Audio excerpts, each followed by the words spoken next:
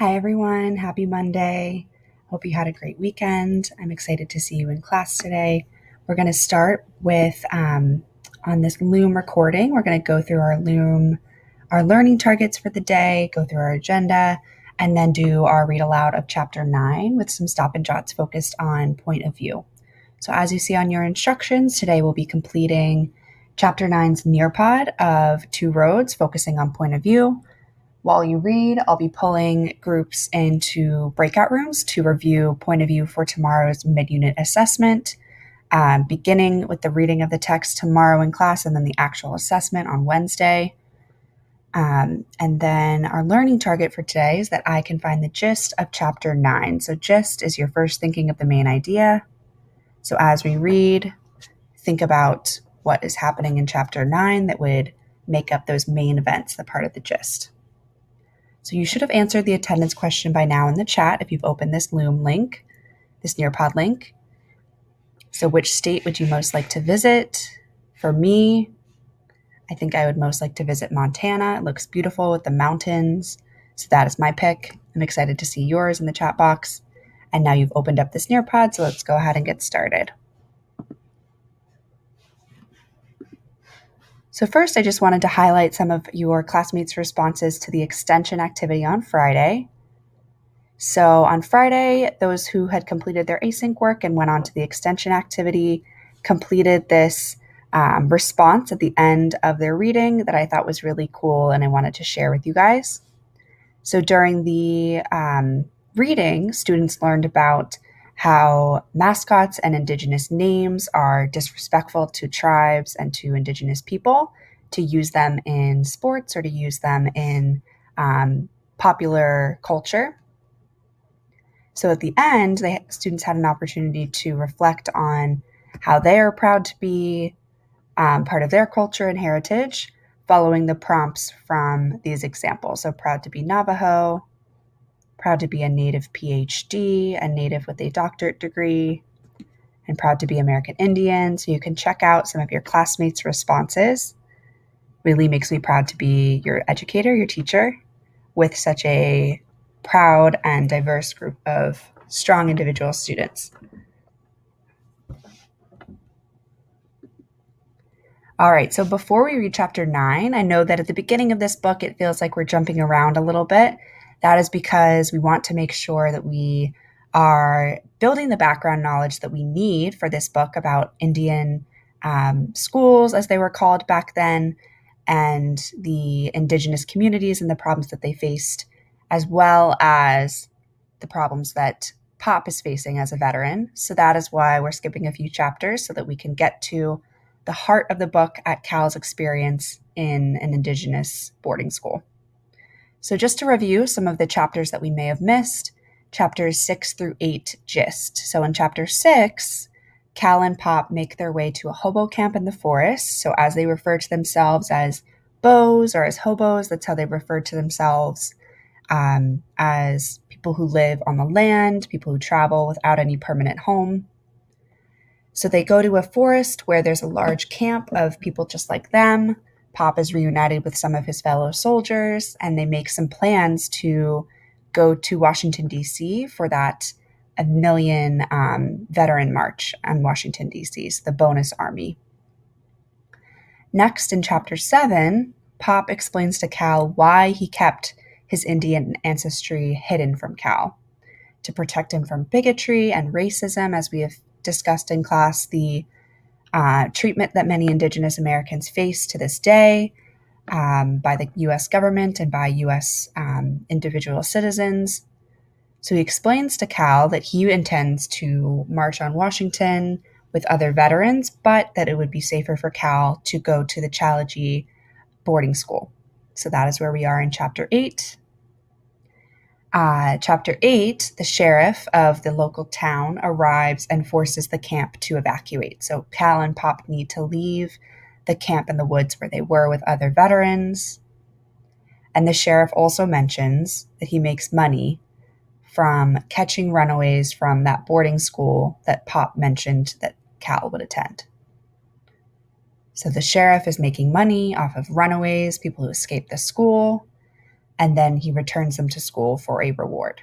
So this is what's going through Cal's mind as he's learning more about the school and his future there, thinking about what life will be like without his father in one permanent location. So let's jump right into chapter 9. So you can open chapter 9 in Classroom. So go ahead and pause this video if you'd like to open in Classroom. It is listed under Two Roads Reading Resources, and you can open, it says chapter 9, or if you have your book, we're opening to page 103.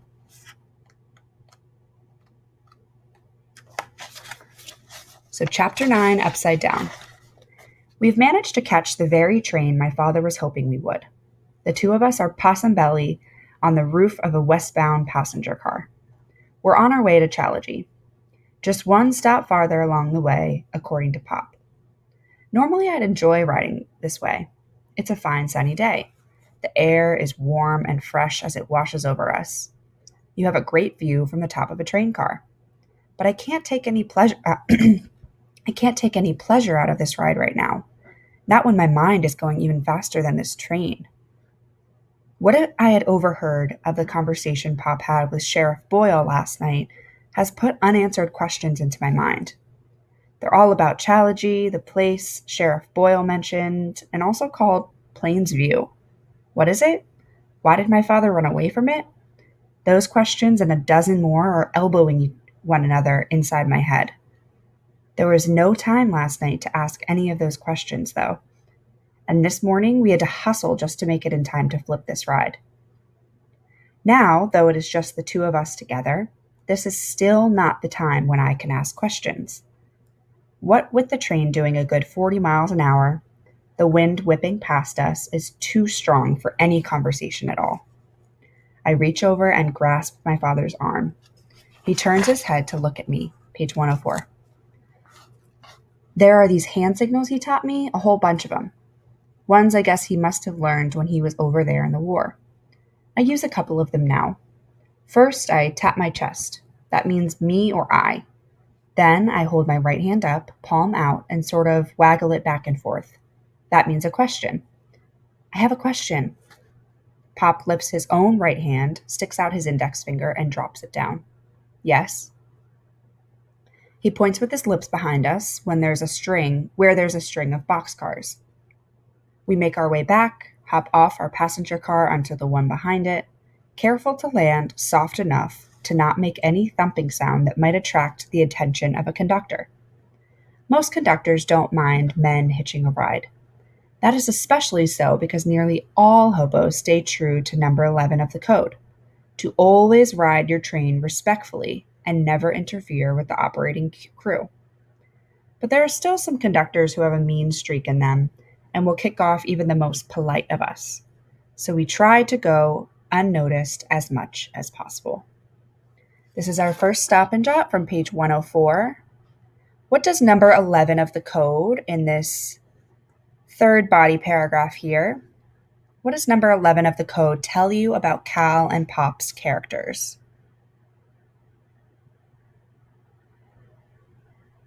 Great. So we can tell from Cal and Pop's usage of number 11 of the rule that they are respectful, they are polite, they are considerate of people around them. They don't want to bother anyone. They simply just want to get from point A to point B without causing any problems. So that is shown in how they stay true to number 11, to always ride your train respectfully and never interfere with the operating crew. All right, let's keep reading. Bottom of page 104. The first boxcar we reach has its door shut tight, as does the next. But the third car's right side door is half open. Even better, it is empty. The straw in the stalls and the lingering scent of livestock tells me horses were recently transported in here. So we watch our step as we make our way over to a couple of wooden boxes to sit on. Sort of like Cap's packing crate, though all that's under our seats are loose hay and a scatter of oats. Page 105. Pop looks at me, waiting. But now that it's quiet enough to talk, I feel hesitant. I take out my comb and run it back through my hair a dozen times on each side. You never need to put a drop of oil in your hair if you just comb or brush it regular. The natural oils in your scalp are all you need. That's what Mom taught me. I put the comb away, rub my hands together. I've never been much for words as far as saying them goes. Right now, it's harder than usual to speak. Finally, I just blurt out what's at the top of my head. So I'm Indian? Half, Pop replies. As you know, your mom was Armenian, though that was about all we knew, what with her being an orphan. You are half Creek Indian. Half Indian? What does that even mean? Feels like a rock I didn't know I'd swallowed was stuck in my gut. Some things are making sense, though, like the stories Pop told me, stories that he said I shouldn't ever share with anyone else. Were those Indian stories? Were all the things Pop knows about plants and nature things he learned from his parents? Those must have been Indian things. Creek Indian, he said. And the sign language he taught me, that was supposed to be just shared between the two of us. Was that Indian too? It's all too much for my brain to hold at once. I can feel my heart pounding. I breathe in and out real slow, trying to calm myself down. Maybe I should just focus on where Pop said we're headed.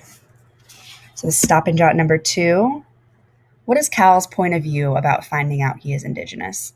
How is he feeling? What are his thoughts? What is his point of view?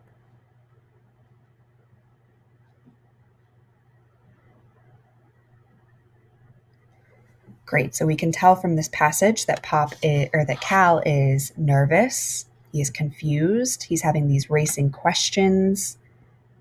He is uneasy. He said he felt like a rock he didn't know he'd swallowed was stuck in his gut. He's a little bit confused and concerned. But just as we know Cal to be curious, he's asking questions, he's learning more. So let's keep reading. So bottom of page 105. Chalogy? I finally ask. Page 106. The great thing about talking with Pop is that I never need to say much for him to understand me. Just speaking that one word is enough. Chalogy Federal Agricultural Indian Boarding School, he says. Some call it Plainsview. Chalogy is how you say Cherokee and Choctaw. Sort of an insult, seeing how it means cave dwellers, folks without real houses. Pop shakes his head. Naming a school for the way one tribe insults another? Just what you'd expect from Washington. He picks up a handful of hay from the floor, selects 3 long pieces, and begins braiding them together. It was founded back in 1890. Idea was to teach us useful trades. Academic classes half the day, and the other half the day was industrial. Farming, barbering, harness making, printing, baking, masonry, and the like for us boys. Domestic trades for the girls, such as sewing, housekeeping, and cooking. Boys and girls brought from more than 40 tribes, mostly from Oklahoma. Every age from first graders to high school, though now it is mostly 7th grade and up, which makes it all right for you, Cal, seeing as how you finished 6th. I take a deep breath. Why'd you run away? Pop takes a long look at me. Good question, son. No, it was not all perfect. I'd say that most of us didn't really want to be there. Running away was something a good many did or planned to do one time or another. Me, I ran away 3 times during the 5 years I was there. Page 107. First time was right after I got there. They caught me that time and brought me back. Second time was during my 3rd year there. That time, though, I came back on my own. My family was all gone back then, and I realized that what family I had by then were the friends that I'd made at Chalogy. Those boys in our Creek gang were just some of the best buddies I'd ever had. The 3rd time I ran, I joined the Army and found another sort of family there. Pop pauses, but not to make sure I'm listening. He knows I'm hanging on his every word. It seems to me he's pausing because talking about this is bringing it back to him. He's not enjoying it any more than he enjoys digging up the memories of his time in the trenches. Why did we run? He repeats. The good part of it was the discipline. Pop places his hand on my arm the way he always does whenever he says has special meaning. I doubt it's that bad since the Merriam report. What kind of discipline? And what's the Merriam report? Some white folks, Pop says, work at Indian boarding schools like Chalaji because they want to help us. They care about Indians. They may look at us as ignorant savages, sure, but they're good hearted, even if their eyesight is not so hot. And some teach things we can really use, especially about farming. Pop shakes his head, and now a new tone comes into his voice, one I seldom hear: anger. But real bad things were happening. A government commission investigated the Indian schools. Indian schools were supposed to civilize us, make us like other Americans. At some schools, they were killing us. Page 108. Indian kids were being starved, freezing in poor housing, getting beat almost every day. In some Indian schools, there were more names on the school gravestones than the rolls of those who graduated. That's what the Merriam report says. Pop pauses. He looks far off, not at the landscaping whizzing by or anything in particular, just staring into space as he does at times when he's upset and trying to calm himself. Then he clears his throat and looks back at me. Cal, I never planned having you go to an Indian school. He shakes his head. But now he looks back into that distant place his mind goes when he is thinking or remembering. You're tough, son. You've seen a lot. He pauses, letting more miles go by before he clears his throat and continues. Even though now I sure as hell would never ever send you to one of those schools if you were a little girl, Cal, there was this one teacher who would go into the house 3, that was the little girl's house, late at night and wait in the halls for any girl foolish enough to get up in the middle of the night and try to go to the toilet. His name was Mr. Fetterman, taught English. But behind his back, the girls all called him Mr. Chi-Chi Man, Mr. Boogeyman. Pop stops talking again, looks out the door of the car at the wide expanse of plains we're passing through. My face didn't show it, but a shiver just went down my back. The story about the Chi-Chi Boogeyman is one he told me years ago, page 109. But this time, what I see in my mind is not an imaginary monster. It's the face of that white man. It's because I see that man, Mr. Chi-Chi Man. I'm in that place where my mind takes me. He's so close, I don't just see his face and his long, bony hands. I also smell the chewing tobacco on his back, on his breath. My hands are tied together. No, I bite my lip and shake my head to clear it of that vision. I blink and I'm back in the rail car. Pop has not noticed. He's busy taking those deep breaths he does when he's seeing something painful from the past. He wipes his hand over his face. Sorry, Cal. Hard remembering this. Some complained, but no one listened to those little Indian girls. After all, Mr. Fetterman was a white man and a teacher, an employee of the Sacred Bureau of Indian Affairs. Only ones who listened were the other Indian students. It bothered us all, but what could we do? Pop holds up the grass string he's been braiding together, adding more strands as he goes. He grasps it in both hands, pulls it tight so it makes a snapping sound but doesn't break. One night, when Mr. Chi-Chi Man was sneaking through house 3, he didn't notice something strung across the top of the stairs. A jump rope left there by accident, and he tripped over it. Said he might have seen someone just before he fell. Couldn't say who it was, just a dark shadow. Superintendent decided that it was just Mr. Fetterman's imagination. A man with 2 broken arms and a fractured skull sometimes has a hard time remembering things, or even putting words together.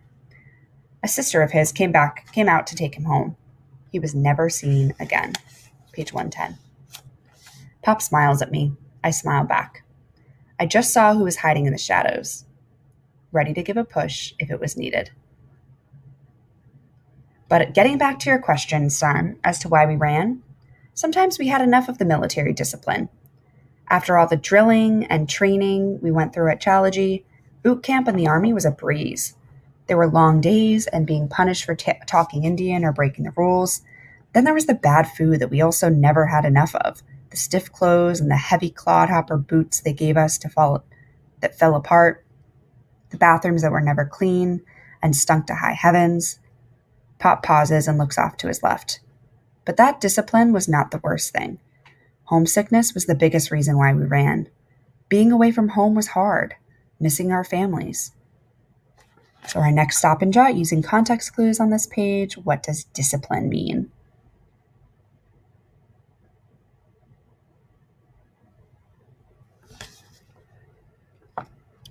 Being away from home was hard, missing our families.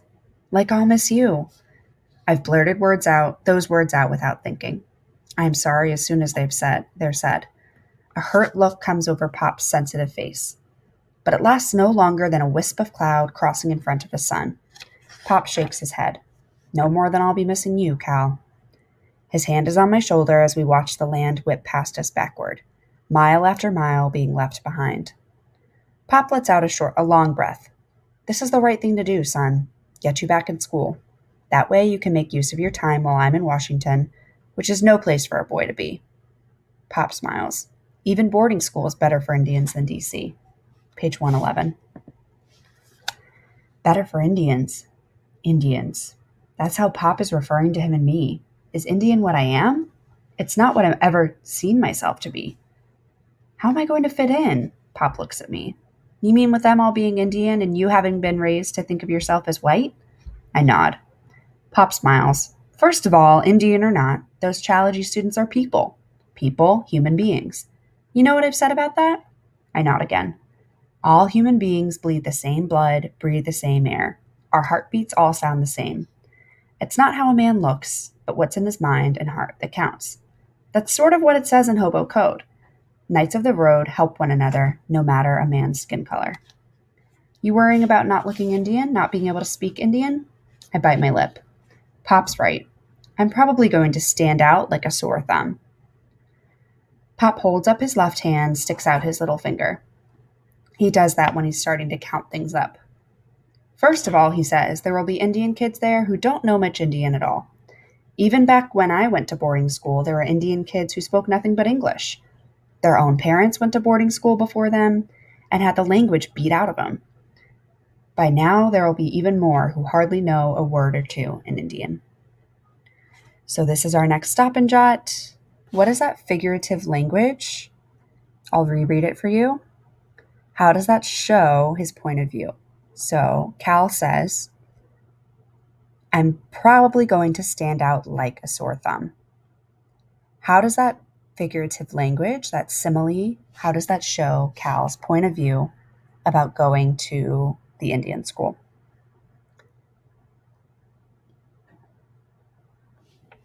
Let's keep reading on page 112. Pop's now holding up the finger with the golden wedding band he never takes off. Second, there's not just one Indian language. There's one for every tribe. The students at Chalagy are from a passel of different tribes. Cherokees, Choctaws, Chickasaws, Creeks like us. Cheyennes, Arapahoes, Comanches, Delawares, Kaws, Poncas, Pawnees, Potawatomis, and more. So even if they spoke Indian, not a one of them would even know all those different languages. He adds another finger to those first two. Third thing is that at Chalagy Indian School, you're not supposed to speak anything other than English.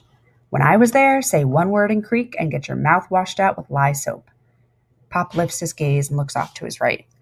The boys in my gang, he says, would talk Creek when none of the teachers or disciplinarians was around. Then there was Danny Tiger. A small smile flits across Pop's face. Danny was a real rebel.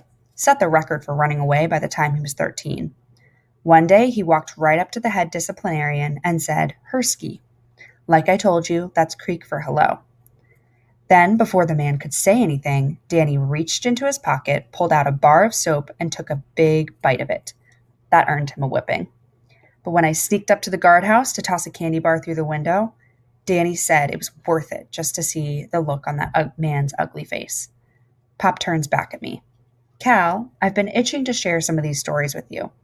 Tough as it was there, I've never had any friends as good and as true as those at Chalagy, even in the Army. Page 113. Makes me smile to think of them. Now that I've started remembering, it's hard to stop. Though it may just be the way the light coming through the boxcar is hitting his face, his eyes look moist. Pop uncurls his pointer finger. Fourth thing, he says, you'll learn. I've never known anyone to be a faster learner than you, Cal. You're always listening and you remember things the first time around. Pop chuckles. You'll learn a lot if you hang out with the Creek crew. Out of earshot of the teachers, us Creeks talked Indian as much as we could. Weekends, we'd go way out into the woods, make a fire, and stomp dance. This This one full-blood boy, Lincoln Big Fox. His family lived in Oklahoma City. Both parents went to Carlisle. So he was raised with not a word of Indian. When his mom and dad broke up, he ended up getting sent to boarding school. He was only at Challagy for 1 year before his parents got back together and brought him home. But by the time he left, he knew a half-dozen stomp dance songs and was able to speak pretty good Creek. Pop holds up his thumb. Fifth thing is that back when I was at Challagy, about a quarter of the kids looked no more Indian than Bette Davis or Laurel and Hardy. You'd see blue-eyed blondes and boys and girls with pale skin. Only thing they had in common was Indian blood in their family and being poor. Pop pauses, dropping his hand. It ought to be easier for you, Cal, than for those kids. There's always a lot more bullying of kids who looked white. And you don't. You look as Indian as I do. Page 114. I think about it all the times Pop and I have almost been taken for Negroes because of our brown skin. Time I wished I were blonde and fairer. But now it's going to be an advantage? The whole world seems upside down. I was lucky, Pop continues. I got taken in right away from the Creeks and the older boys who looked out for me. It will likely be the same for you. When you arrive, they'll probably take one look at you, the other kids I mean, and lump you in with the full-bloods. Seeing as how your hair's black and your skin's brown, they'll see you as Indian. Indian? Just like that? My world is upside down now for sure. I guess I'm going to have to get used to walking on the ceiling.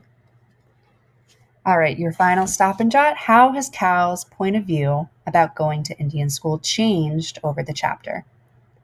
So remember when you reflected on his point of view at the beginning?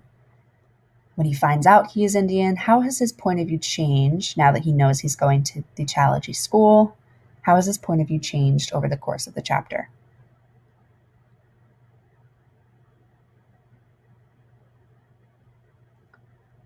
Great, so now that you have answered your Nearpod and your stop and jots, you are done. Make sure that you close out this link for the Nearpod so that it records your answers, and keep an eye on the Meet for an invitation to a breakout room to review point of view.